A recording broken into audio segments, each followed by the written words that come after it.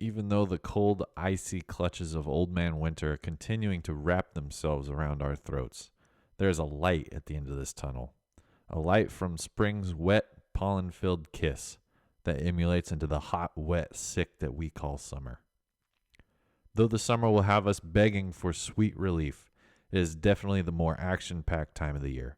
The reason for this? Well, climate, obviously, but more specifically, the jet stream and pressure. What exactly is the jet stream and pressure? Keep watching to find out.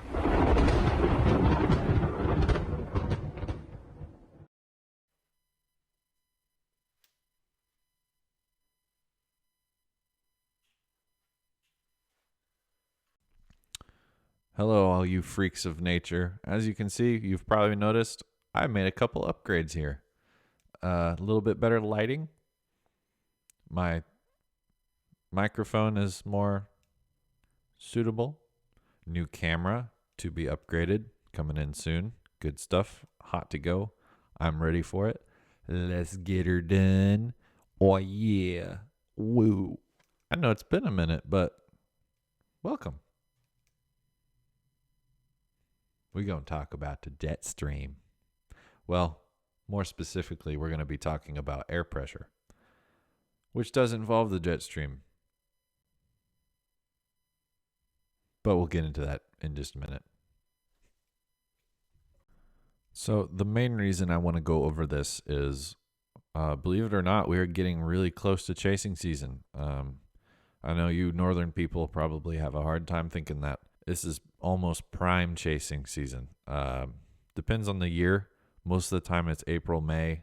Sometimes it's prime can be in June and July, but most of the time it's going to be May.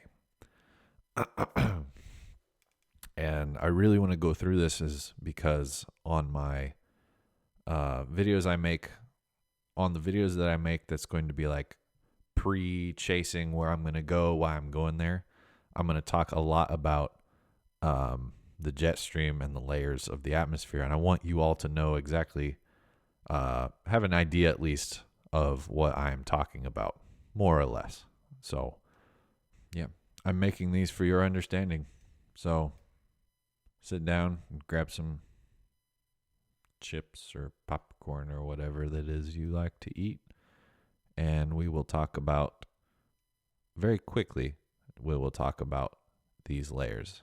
To start off, I want to start with 200 millibars. Now, we do not measure height in feet or kilometers or meters or whatever it is. We measure it in pressure because pressure does not exactly mean a certain height in the atmosphere. It constantly changes and even changes throughout as you get to warmer air and as you get to colder air. So we can see on this map here, we have our wind direction, we have our wind speeds, and we have our height lines right here, okay? So throughout this entire map, it is all at the pressure of 200 millibars. This meaning it is a very low pressure because it's higher in the atmosphere. There's less air pushing down on the air that's already there. Towards the surface, we get closer to 1,000. So to be exact, it's about 1,012 at sea level. But again, this is constantly changing all the time. So to start off from the top, the 200 and the 300 millibar maps are the ones we're going to look at to find the jet stream. Okay, and this is the highest up of winds that pretty much just moves systems in a certain direction. So here we have the jet stream on the NAM. And between this and the 300, it's going to be fairly consistent. You can see it kind of changes up here in the north, but mainly we're looking for direction, okay? So depending on the time of year and the day, it fairly changes over time of which one of these the jet stream is going to be on. Mainly in the winter, it's 200, and in the summer, it's closer to 300. So between the two, we can usually distinguish which one is going to be the jet stream. Now we have the 500 millibar map, which is pretty similar to the 2 and the 300. A little bit of differences every once in a while, but it's mainly the same thing. This is very good for seeing temperature flow. So if we go to 500 millibar temperature, height, and wind here, you can really see where that cold air starts to dip down here in the West Coast in California, Nevada, Idaho, and all those states right here. And you can see where the warm air starts to flow from over here in Baja California, Mexico, and then how it flows throughout the United States.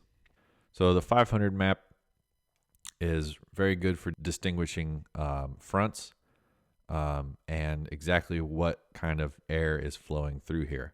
This is also good for seeing how much lift is actually in the air, because if the temperature continues to decrease as we go further in the troposphere, we get a better lift and we get a better equilibrium level, which I know that sounds like Spanish to you all. It's craziness, but once we get into more severe weather things, we'll dip into that a little bit more, okay? As we get close to the surface, the 700 millibar map, you can see it's pretty similar to the 500. Now, the 700 is good also for temperature, but it is also good for relative humidity. So this is pretty much saying, is it going to precipitate?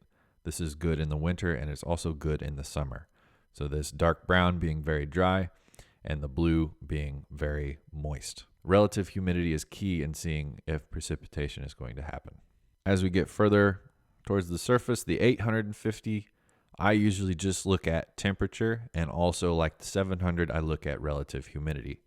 The 850 is very key into seeing where fronts are and where low systems and high systems are. So if we go into the 850 relative humidity here, we can see a lot of moisture pent up over in this area and a lot of dry air flowing through here. If we go to a different time on that 850 temperature, you can really see this cold front right here, and you can really see the warm front right here, that low pressure being around in this area and a very nice high pressure sitting here. You can really see where that warm front builds up to the north and that cold front moves that warm air out of the way right here. You can also see where all that moisture is coming up from the Gulf right in here, and then where it kind of caps off where that warm front is, and then some of that moisture up here producing snow. Now, as we take what we've seen from the upper air and that cold front and that warm front, and we take the reflectivity map here, basically just shows where the rain and the snow is. We can really see where that cold front would be and where that warm front would be. So it just kind of puts everything into place and perspective of what we're actually looking at. Now, I know this was a really quick scenario. This is a really quick tutorial, but again, I just wanted to introduce this before chase season so everybody has kind of a decent idea of what I'm talking about, so I'm not just rambling. I'm not trying to get this stuff in during a chasing video of where I'm going. Again, I'm going to do some other videos on some of the severe weather indexes on this, but that'll be later, a little bit closer to actual chase season. If you have any questions on this, don't feel like you're bothering me putting down a comment. Please comment, like, share, subscribe. And if you're wondering about something, ask me a question. Send me a message on TikTok, Instagram, whatever you want to do, and I'll answer your question the best I can. All right, everybody. Peace. Keep chasing.